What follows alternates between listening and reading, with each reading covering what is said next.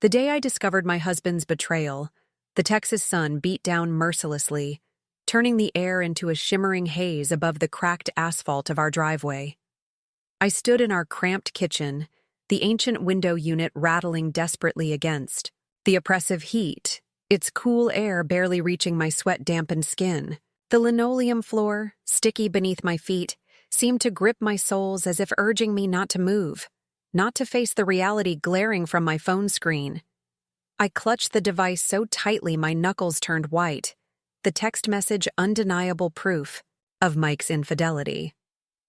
"Can't wait to see you tonight, babe. Same spot?" It wasn't meant for me, his wife of 12 years. No, it was for her, Kelly, the perky physical education teacher from the local high school. "I'm Tanya Rodriguez, just your average small-town Texas girl trying to make ends meet as a cashier at the Save-In Shop. At 35, I've spent more than a third of my life married to Mike, the night security guard at Oakwood Mall. We weren't rich, but we were happy, or so I thought. Our life was simple, dictated by the rhythms of our little town where everyone knew everyone else's business. My days started early, waking up to the smell of coffee and the distant rumble of oil rigs that dotted the landscape.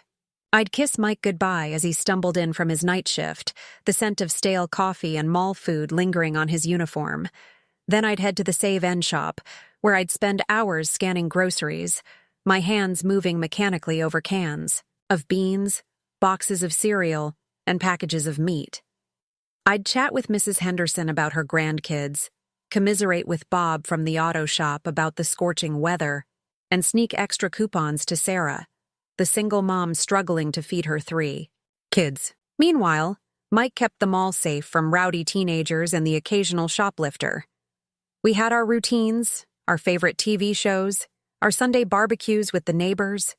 The highlight of our week was often Friday night high school football, games where we'd sit in the rickety bleachers, cheering for the Henderson kid or the Martinez twins. It wasn't glamorous, but it was ours. Or so I had believed. That's why the betrayal cut so deep. As I stood there in our kitchen, the smell of last night's fried chicken still lingering in the air, mingling with the scent of the wilting magnolias I'd picked from our backyard, I felt my world crumbling around me. How long had this been going on? How many nights had he really been working late? The questions swirled in my mind like the dust devils that danced across our drought-stricken fields, threatening to sweep away everything I thought I knew about our life together.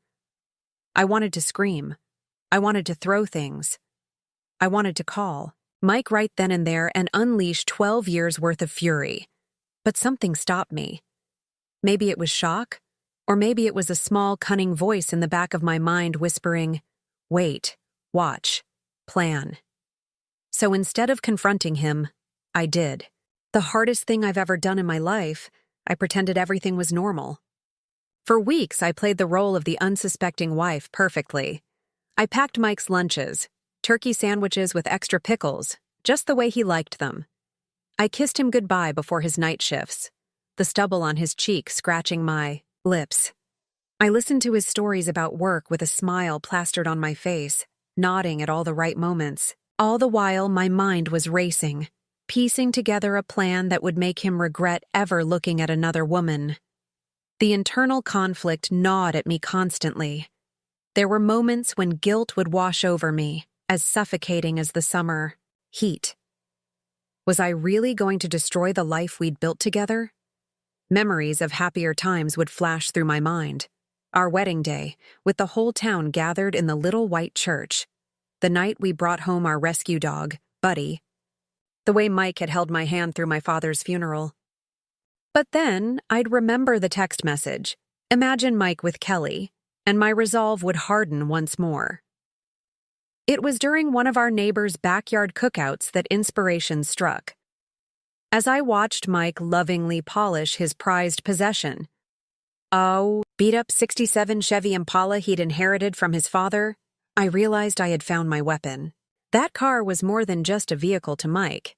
It was a symbol of his masculinity, his independence, his very identity. The gleam in his eye as he buffed the faded blue paint was the same look I used to see when he looked at me.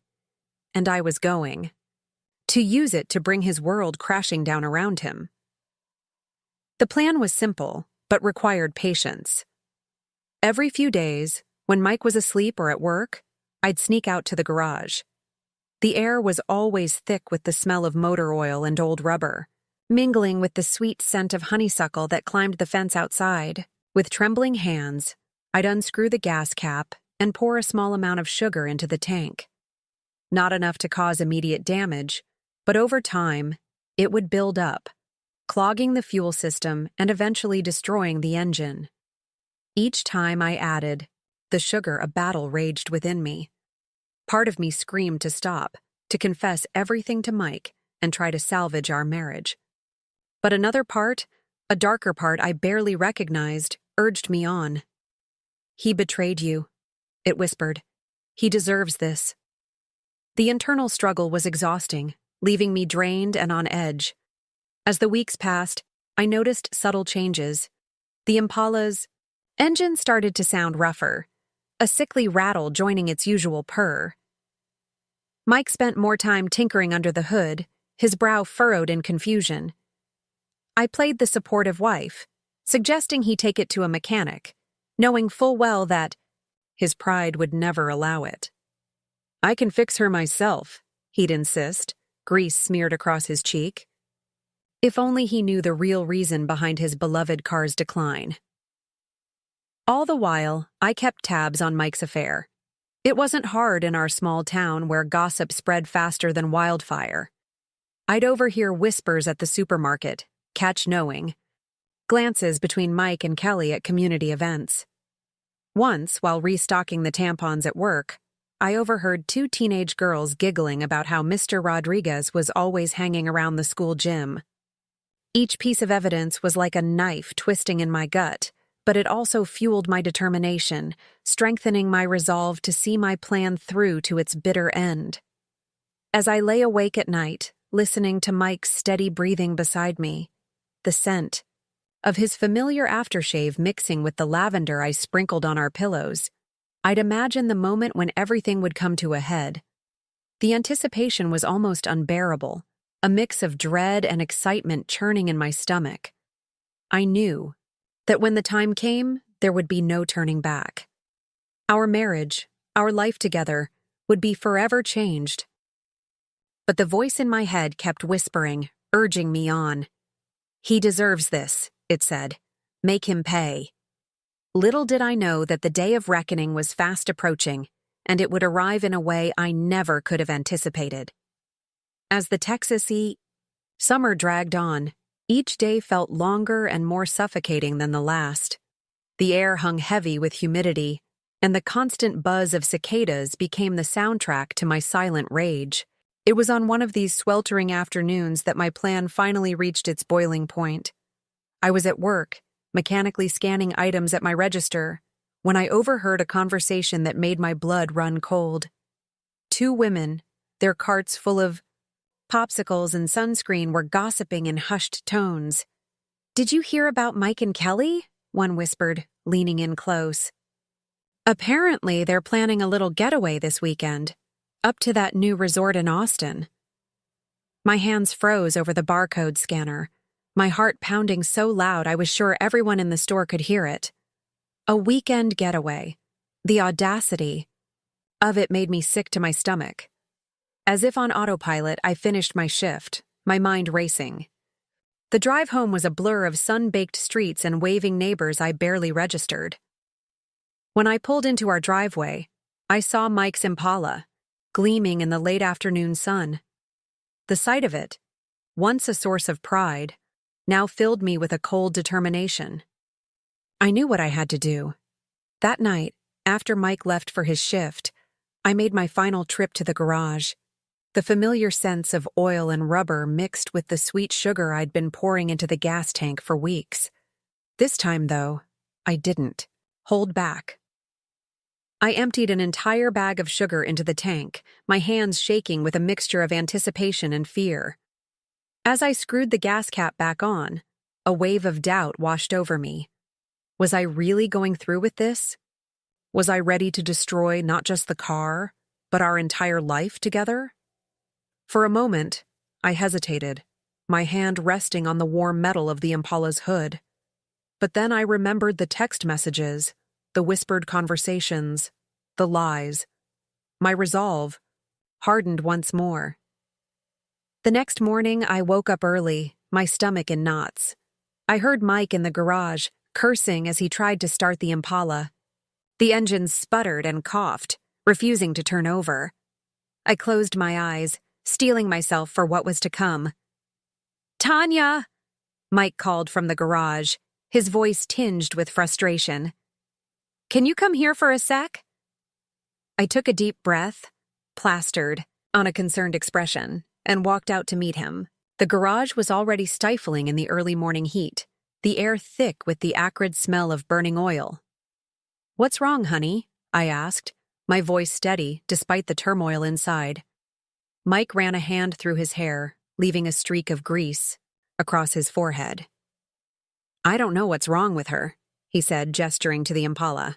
"She won't start, and we're supposed to leave for Austin in an hour." I felt a surge of bitter satisfaction. So the rumors were true. "Austin?" I asked, my voice dripping with fake innocence.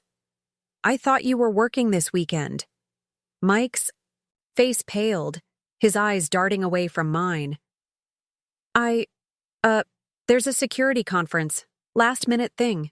Didn't I mention it?" I could see the panic in his eyes, the desperate attempt to maintain his lie. It was almost pitiful. Almost. "No," I said coldly, dropping all pretense. "You didn't mention it, just like you didn't mention Kelly." The silence that followed was deafening. Mike's mouth opened and closed, but no words came out. In that moment, I saw the realization dawn on his face. He knew that I knew everything. "Tanya, I can explain," he started, but I cut him off. "Save it," I snapped. "I know all about your little affair, and your weekend getaway? It's not happening. Not in this car, anyway." Confusion mixed with the guilt on Mike's face. "What do you mean?" I smiled then, a cold, humorless smile that felt foreign on my face. "I mean, Mike, that your precious Impala isn't going anywhere. Not now. Not ever again." As if on cue, there was a loud pop from under the hood, followed by a hiss of steam. The acrid smell of burnt sugar filled the air. Mike's eyes widened in horror as he realized what I'd done. You destroyed my car?" he whispered, his voice breaking. "And you destroyed our marriage," I shot back. "I'd say we're even." I turned on my heel, walking back into the house, leaving Mike staring at his ruined car and the wreckage of our life together. As I closed the door behind me, I felt a weight lift off my shoulders. The lies, the pretending, the pain. It was all over now. I knew the road ahead wouldn't be easy. There would be questions, explanations, probably a divorce. But for the first time in months, I felt like I could breathe again. I had taken back control of my life, and no matter what happened next, I knew one thing for certain. I was finally free. The aftermath of my revelation unfolded like a slow-motion car crash. Neighbors peeked through curtains as raised voices echoed from our driveway. Mike's face contorted with a mix of anger, shame, and disbelief as he alternated between examining his beloved Impala and pleading with me. I stood my ground, arms crossed, a storm of emotions raging within me.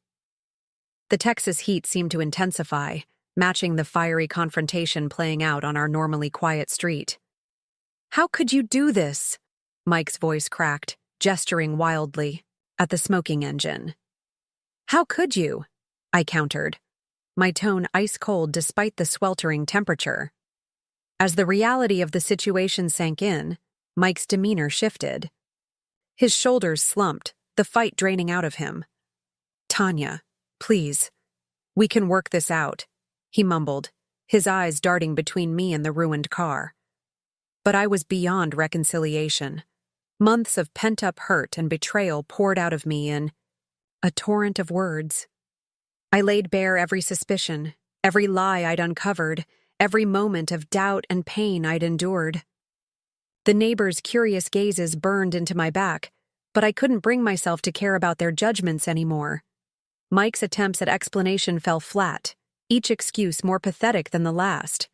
As he fumbled for words, I saw him for what he truly was. A man who had taken our life together for granted, who had risked everything for fleeting moments of excitement with someone else. The sound of an approaching car cut through our heated exchange. A familiar red sedan pulled up, and out stepped Kelly, confusion evident on her face as she took in the scene before her. "Mike? What's going on? I thought we were—" Her voice trailed off as she registered my presence and the tension in the air. A bitter laugh escaped my lips. "Perfect timing," I said, my gaze shifting between my husband and his mistress. "Why don't you tell her, Mike? Tell her how your weekend getaway plans just went up in smoke, literally." Kelly's eyes widened as understanding dawned. She took a step back, her hand flying to her mouth. I didn't know. I thought—" "Save it," I interrupted, holding up a hand. "I'm not interested in your excuses or explanations. You two deserve each other." With those parting words, I turned and walked back into the house, my head held high. The slam of the front door behind me felt like the closing of a chapter in my life. Inside, the silence was deafening. Family photos lining the walls now seemed like relics from another life. I moved through the rooms, gathering essential items, clothes, important documents, my laptop. Each object I packed represented a step towards my new future, one without lies and betrayal. As I zipped up my suitcase, a soft whine caught my attention. Our dog, Buddy, sat in the doorway, his brown eyes filled with confusion and concern. I knelt beside him, running my fingers through his fur. "It's okay, boy," I murmured, fighting back tears. "We're going on a little trip, you and me." With Buddy by my side, I emerged from the house one last time. Mike and Kelly were engaged in a heated discussion by the still-smoking Impala, but they fell silent as I approached. I handed Mike a folded piece of paper, contact information for my lawyer. "I'll be in touch," I said simply, my voice steady despite the turmoil in my heart. As I loaded Buddy into my car, I caught a glimpse of my reflection in the window. The woman staring back at me looked different, stronger, more determined. She was a woman who had faced betrayal and emerged victorious, who had taken control of her own story. I slid into the driver's seat, started the engine, and pulled away from the curb. In my rearview mirror, I watched as my old life grew smaller and smaller. The road ahead was uncertain, but for the first time in months, I felt a spark of excitement about the future.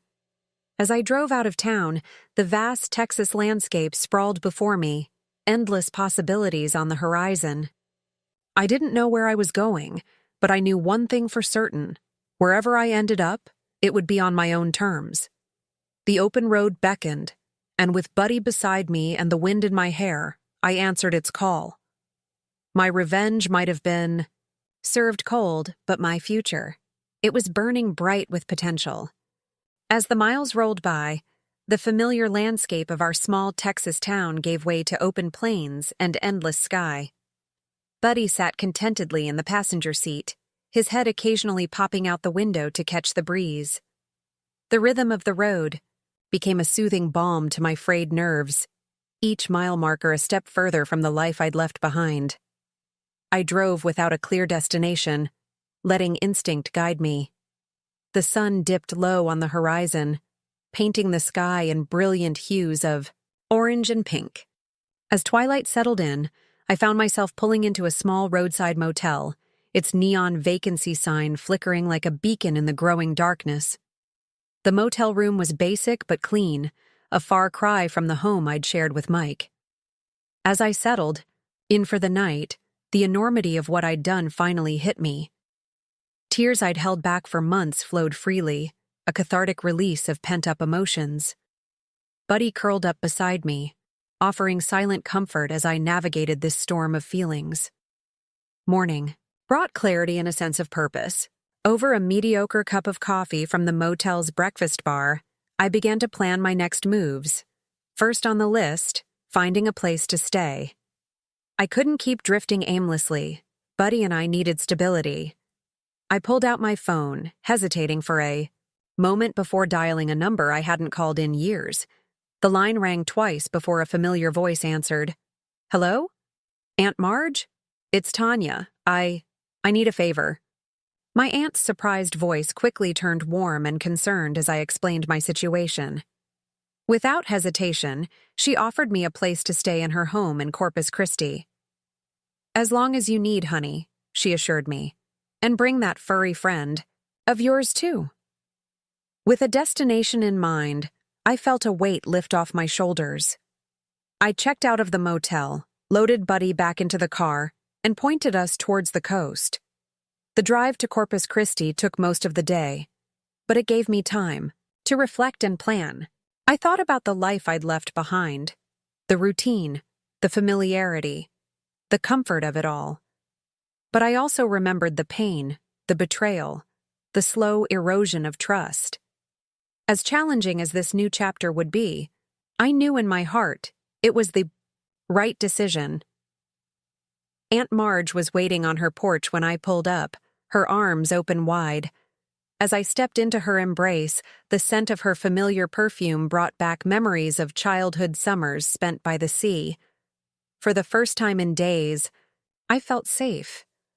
Welcome home, sugar, she said, giving me a squeeze before bending down to greet an excited Buddy. Now, let's get you two settled in.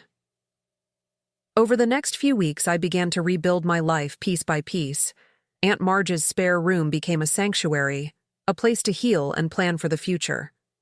I found a job at a local bookstore, the quiet atmosphere, a stark contrast to the bustling supermarket I'd left behind. Evenings were spent on Aunt Marge's porch, watching the sun set over the Gulf of Mexico. We'd talk about everything and nothing, her sharing wisdom gained from years of life experience, me slowly opening up about my marriage and its painful end. You know, Tanya, she said one evening, her eyes twinkling in the fading light. Sometimes the bravest thing a person can do is start over. And honey, you're one of the bravest people I know. Her words stayed with me, a mantra of sorts as I navigated this new chapter.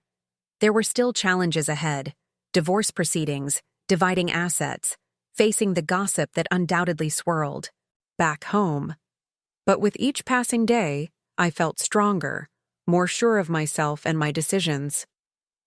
One morning, as I walked Buddy along the beach, the salty breeze tousling my hair, I realized something profound.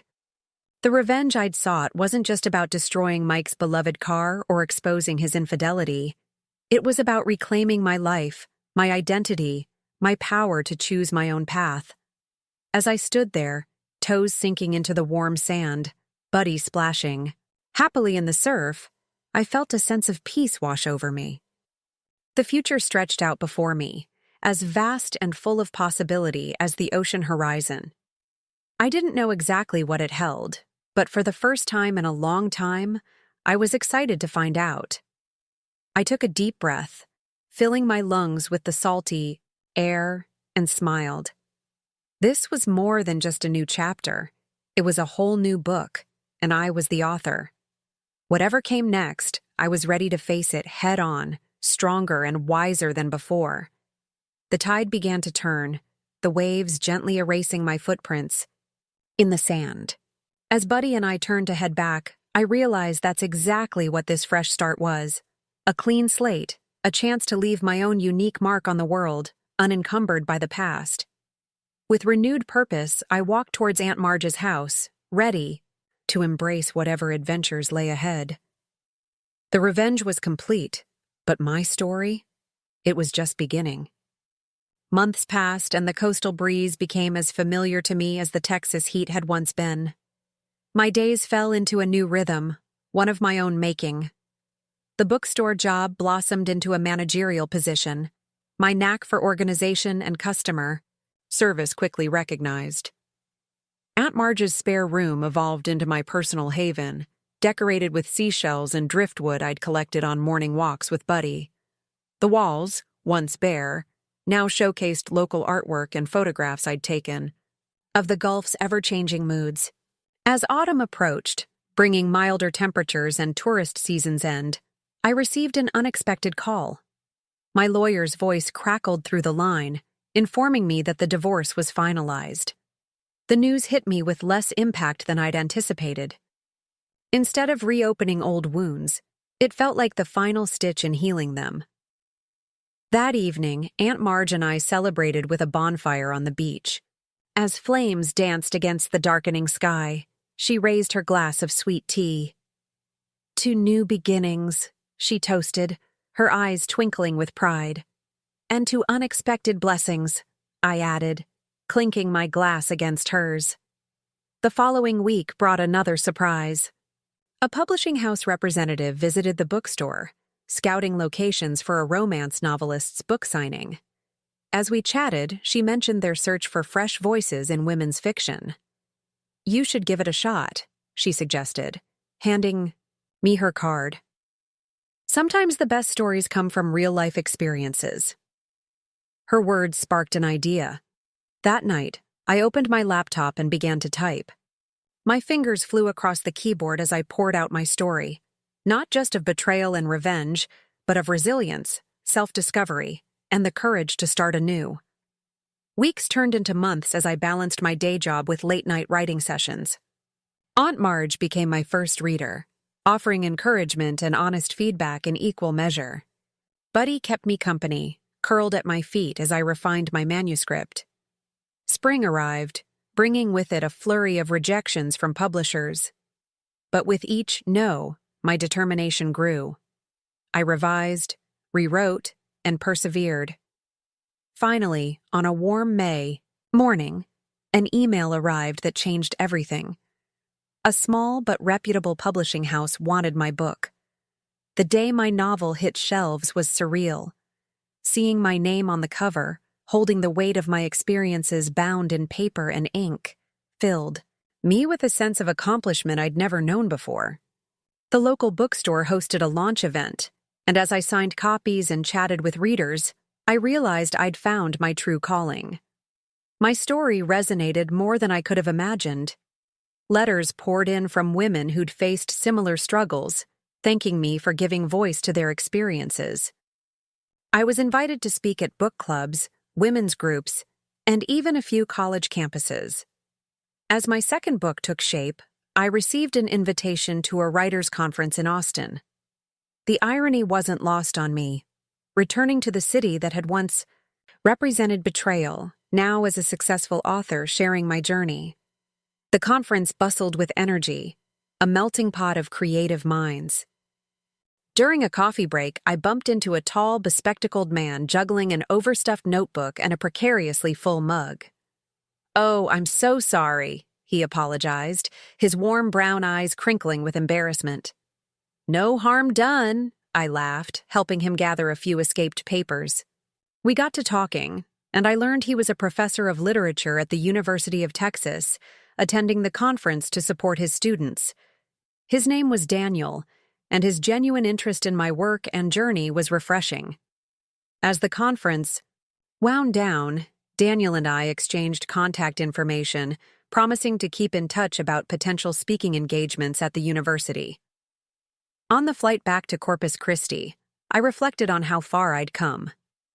The woman who had driven away from her old life, heart-shattered and future uncertain, was now returning home confident, successful, and open to new possibilities. Aunt Marge greeted me at the airport, Buddy wagging excitedly by her side. As we drove along the familiar coastal road, the setting sun painted the sky in vibrant hues. "So, how was Austin?" Aunt Marge asked, a knowing smile playing on her lips. I grinned, thinking of engaging panel discussions, newfound writer friends, and a certain literature professor with kind eyes. "It was Unexpectedly wonderful, replied. As we pulled into the driveway of what had become our shared home, I felt a sense of contentment wash over me.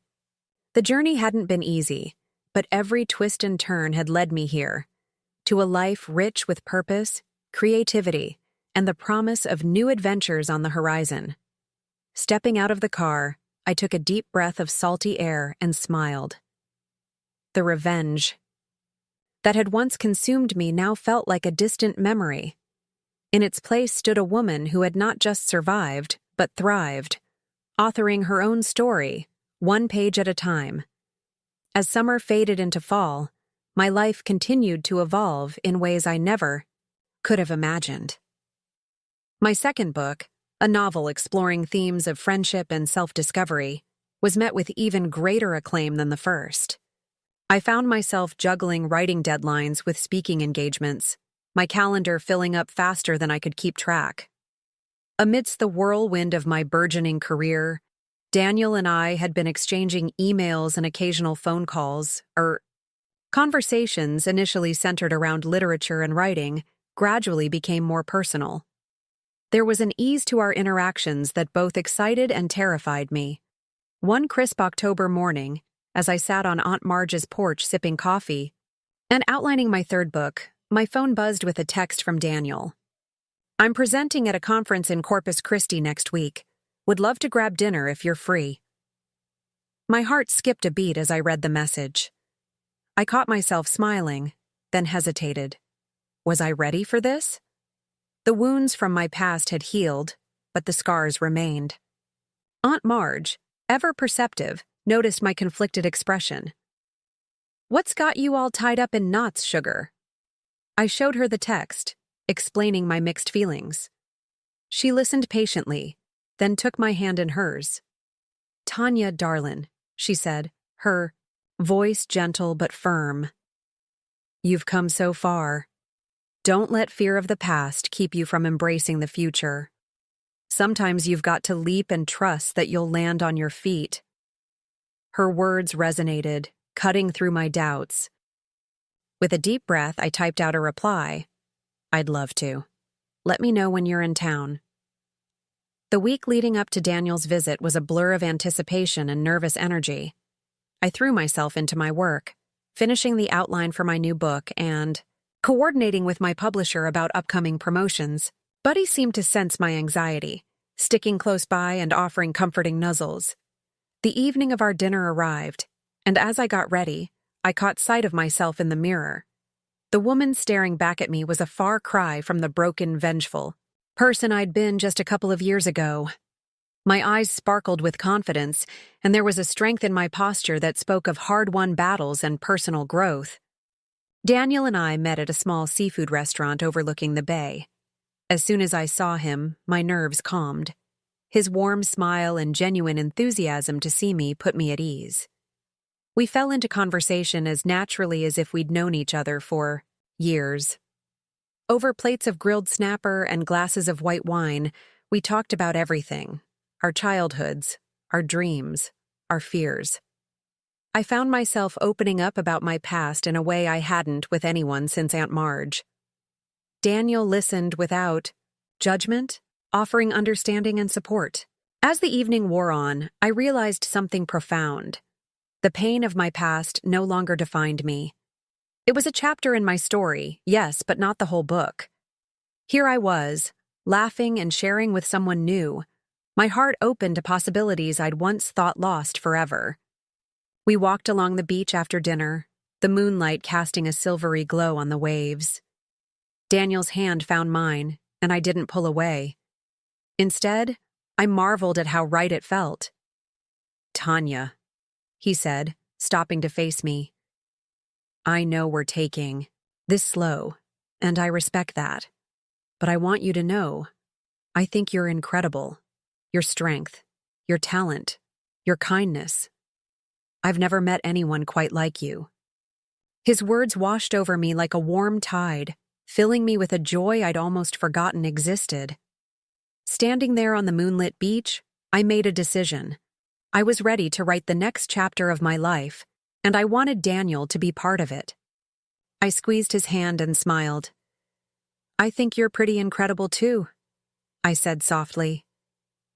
As we continued our walk, the sound of the waves a gentle backdrop to our conversation, I felt a sense of peace settle over me. The revenge that had once driven me now seemed like a distant memory, a stepping stone that had led me to this moment. My journey was far from over, but for the first time in a long time, I was excited about where the path might lead. With my writing career flourishing, a supportive family in Aunt Marge and Buddy, and the possibility of new love on the horizon, I felt ready to embrace whatever adventures lay ahead. As Daniel and I parted ways that night, with plans to meet again soon, I drove home with a lightness in my heart.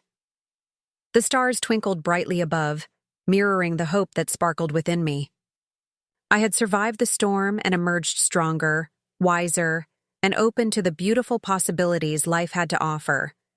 Tomorrow, I would wake up and continue writing my story, both on the page and in my life.